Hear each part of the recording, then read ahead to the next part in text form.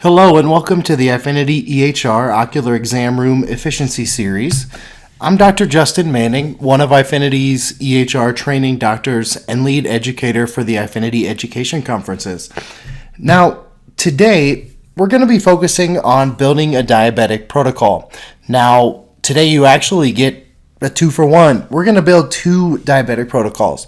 One for type 2 diabetes without complications, and the other for type 2 diabetes with diabetic retinopathy, or non-proliferative diabetic retinopathy to be more specific. So now what we're going to do is we're going to jump into the EHR system and build those protocols together.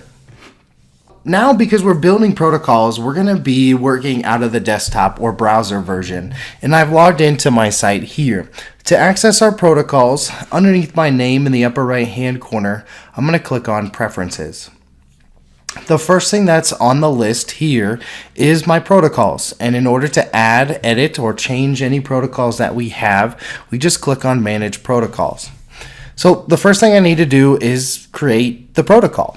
And the first one we're going to do is that type 2 diabetic without complication.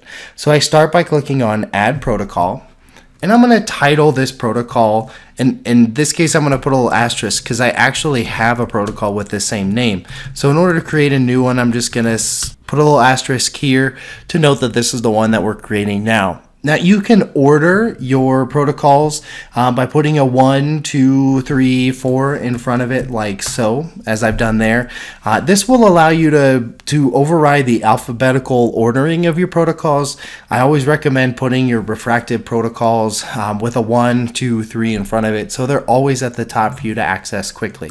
So we'll go ahead and back up, get rid of that 1 and put the asterisk back in place. Now, keywords here are words that you can use beyond the title specifically to search for your protocol. For instance, I can type in diabetes here. I can put in type 2. I can put in RET in order to use these keywords to search for my protocols when I go ahead and use them. I'm going to forget anything about this primary gender or age, as that does not apply to us. And if you have more than one doctor in your practice, you can share this protocol with them for them to be able to use in the office, or you can keep that protocol to yourself. It defaults to no, meaning this protocol is not going to be shared with other doctors. But if you wanted to share it with other doctors in your practice, you could select yes here. So I'm going to go ahead and click Save.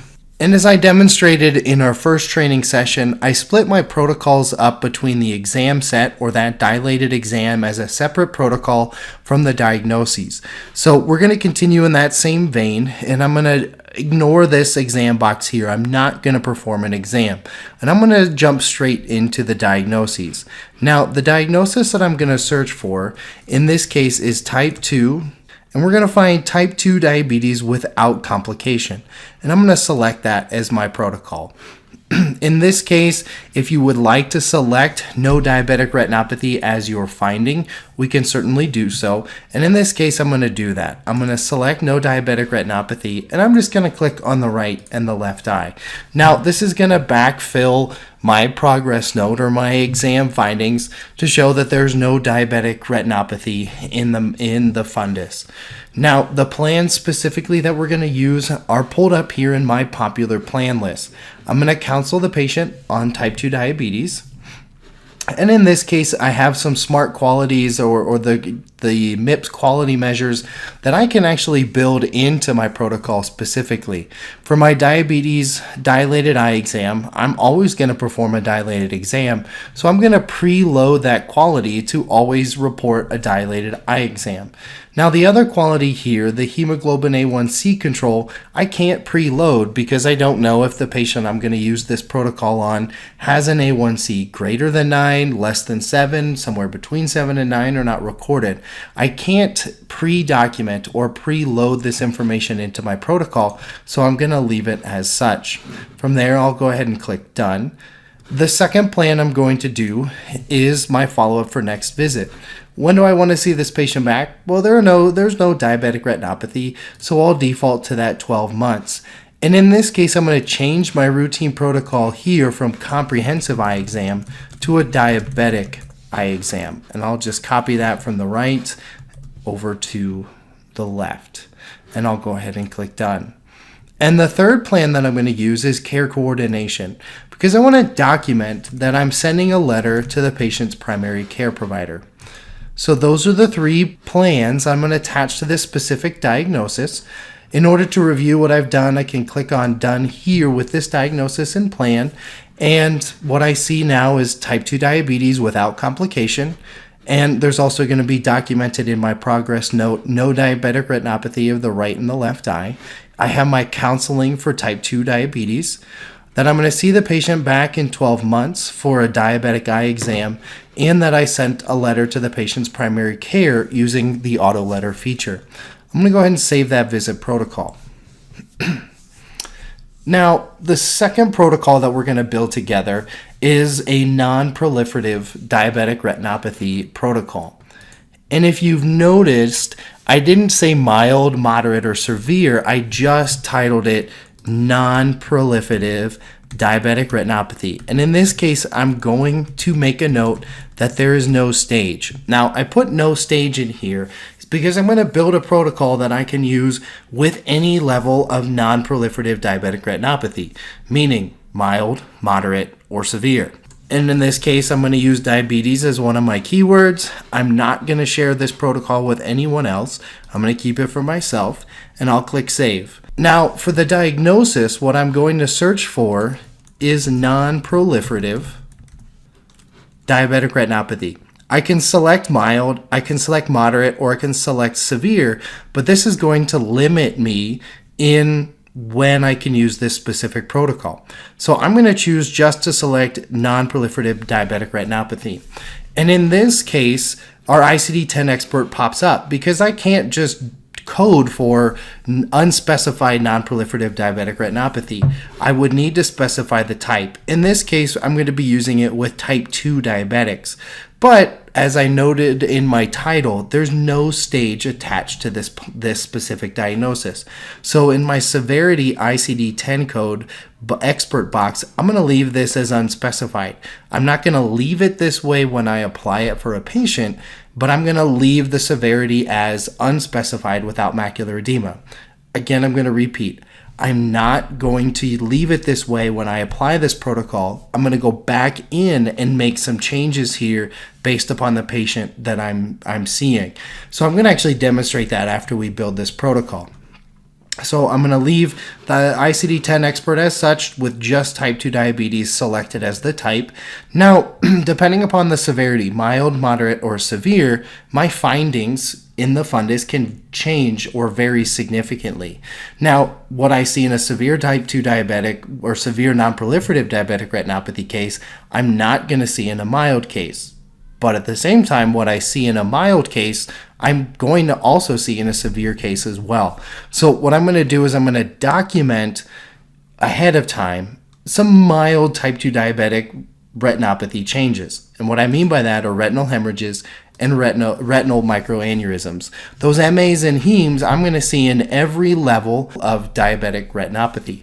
And I'm just going to attach that to the right and the left eye here. Now, my plans are going to be a little bit different. I'm going to use the non-proliferative diabetic retinopathy counseling plan, and it pulls up a little bit more with regards to those qualities. I'm going to go ahead and change some of these quality measures because I am going to document a dilated exam, and I'm going to document the presence or absence of macular edema. I'm also going to communicate the findings of that dilated exam to the patient's primary care provider. The third measure on our list is I'm going to communicate the level of severity. The next quality measure is, yes, I am going to perform a dilated exam, again, that I'm going to note here, just as I did in the previous one. Once again, the final quality measure here, quality 1, I'm going to leave blank because per patient, I don't know the level of their hemoglobin A1C when I actually see that patient. From there, I'm going to go ahead and click Done. Now, I don't have a lot of popular plans for this diagnosis, so I'm going to need to add some more. I'm going to need to see the patient back for a follow-up visit, and I'm going to anticipate as if they were coming back in, say, 6 months. Certainly, if it were a more severe case, I might want to see the patient back more quickly than 6 months or sooner than 6 months, but I'm going to preload 6 months into my follow-up time frame. If I were to have a severe case, I would go back in and change this once I apply this protocol. Now, my routine protocol here is still going to be a diabetic eye exam,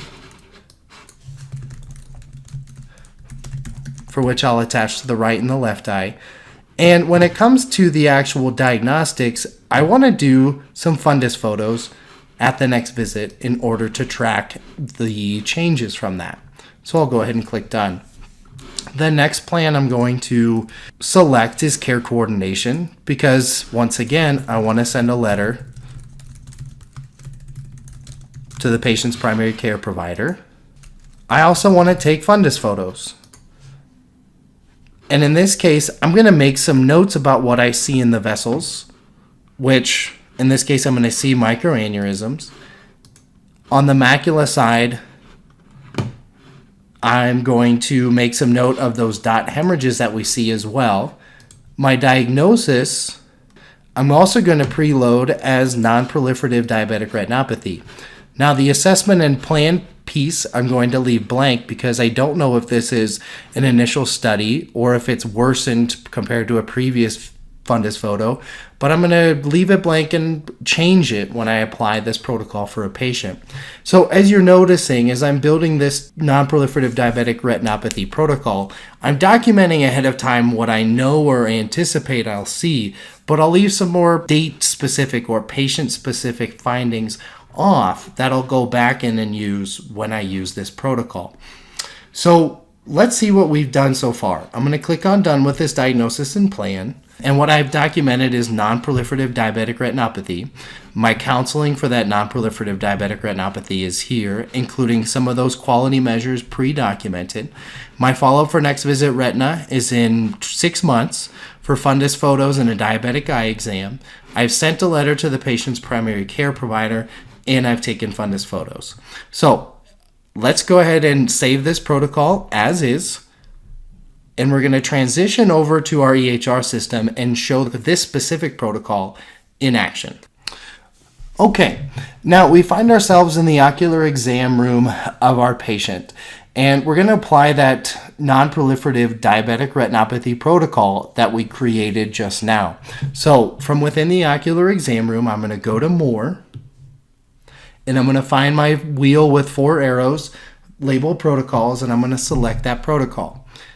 I'll need to perform my dilated eye exam. So I find my NPDR no stage protocol that I created, and I'm going to go ahead and turn that protocol on. So I hit save, and now we'll see what happens. We have our diabetic retinopathy, and I go to my quick impression edit, and I've documented my non-proliferative diabetic retinopathy. Remember though, when we created this protocol, the protocol did not specify whether it was mild, moderate, or severe. So I'm going to resume this diagnosis. In this case, let's say it is mild type 2 diabetic retinopathy, non-proliferative, without macular edema. So I go to severity here, and I change my unspecified to mild for the right eye. I'll scroll down. Under severity, I'll change the left eye to mild as well. And I'm going to say that there's no macular edema. Now, if the left eye were moderate and the right eye were mild, I could change that to reflect the difference between the left and the right eye. And I would just need to add some new findings to the left eye to show the change or to show the severity difference in that moderate case. For example, I may add findings of hard exudates or cotton wool spots. But in this case, in applying this protocol, I'm just going to have mild NPDR in both eyes. I'll tap on Quick Impression Edit here at the bottom. I'm still going to see the patient back in 6 months, so I'm not going to change this follow-up visit. I'm still going to send a letter to the patient's primary care provider. Now, this fundus photos, remember we left off the assessment piece. So I need to resume specifically this fundus photo plan. And I go to More here at the bottom, and then tap on Assessment and Plan. I'm going to change my assessment now from none to my initial study. I always recommend avoiding baseline for future comparison because insurance companies prefer specifically the wording initial study. And from there, I'm going to tap done. To now show you exactly what we will have documented in the patient's chart, I'm going to tap plans in order to hide the plans. I'm going to go to progress notes, and I'm going to scroll to my ocular exam room. Now, what we're going to see is our retinal microaneurysms and retinal hemorrhages documented, and I'll zoom in to make that a little bit bigger, in the right eye and in the left eye. So those positive findings that we attached in our protocol. Here is our documentation for our fundus photos for our non-proliferative diabetic retinopathy with our microaneurysms and dot hemorrhages. As we continue down, here's where our impression of plan says non-proliferative diabetic retinopathy. But if you look, I have documentation of type 2, mild right eye, mild left eye, no macular edema right, no macular edema left, and then here's the corresponding ICD-10 code that would apply. Again, I gave the example, what if the left eye were moderate? Using this same protocol, I would be able to change the left eye to moderate while keeping the right eye as mild. And if the patient had macular edema, we'd be able to use this same protocol and just make the change. The system itself would automatically give us the proper ICD-10 codes.